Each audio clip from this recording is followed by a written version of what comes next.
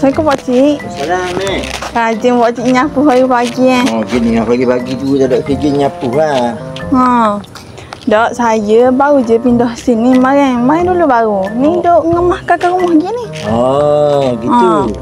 Dok, saya nak tanya Pak Cik sekarang. Kau nak je, Mek? Pak Cik tahu dok mana nasi ayam kakak sini kok Pak Cik acak kali lagi dah ke? Oh, nasi ayam sini. Mek gitu ni, kita depan. Tanang tu, depan yalang. Depan no? Depan yalang.